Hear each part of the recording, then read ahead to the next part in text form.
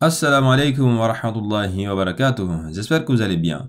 Donc, Inch'Allah, Rabbi, aujourd'hui, on va continuer avec notre arbre de mots. On va faire beaucoup de répétitions avec cet arbre, mais c'est l'idée en fait, pour qu'on essaie de capter ces choses le plus possible. Donc, on avait vu qu'il y avait les mots en arabe qui étaient divisés en trois parties.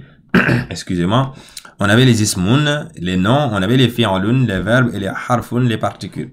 Et nous, en première catégorie, on avait d'abord vu les ismoun, les noms. Et la première catégorie de noms qu'on avait vu, c'est les noms démonstratifs. Et on avait hada, d'une part, et on avait dhalika. Et ce que ça veut dire, c'est à vous maintenant de le savoir par rapport aux échanges qu'on a déjà faits. Et si vous êtes nouveau dans cette chaîne, n'hésitez pas à aller regarder ces vidéos sur lesquelles on a pu échanger sur ce que ça voulait dire, tous ces mots.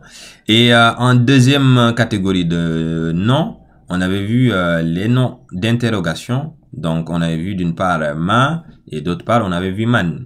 Donc, Inch'Allah Rabbi, en troisième position, on avait pu voir le hamza d'interrogation. Donc, qui cette fois-ci n'est pas dans les ismun, c'est dans les particules, dans les harfun. Donc, c'est le premier particule qu'on a vu. Donc, c'est le hamza tul istifhami, donc le hamza d'interrogation. Et en quatrième position, quatrième catégorie de mots, plus précisément en deuxième position de harfun, donc dans les harfun. Donc du coup, on a vu les prépositions, c'est-à-dire les huruful jarri.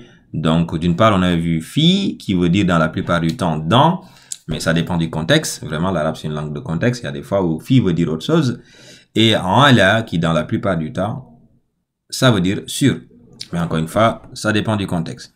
Donc en grosso modo, voici là où on en est avec notre arbre de mots, Inch'Allah Rabbi. Donc voilà. Donc cette fois-ci, bon, on va revenir sur les ismun. Les fi'alun, vous allez me dire, ouais, il n'y a pas encore de fi'alun. Mais on va voir, Inch'Allah, on va faire petit à petit. Mais on y arrivera, tôt ou tard, si Dieu nous laisse la possibilité et le temps pour ça, Inch'Allah Rabbi. Donc du coup, on va rester sur les ismun, plus précisément sur les noms interrogatifs. Donc qui vont faire l'objet de notre prochain échange, pour ne pas dire leçon, parce qu'encore une fois, je rappelle qu'on échange tous ensemble. Donc, du coup, il faut juste que je change du stylo pour rester homogène. Donc, voilà. J'ai ce qu'il me faut.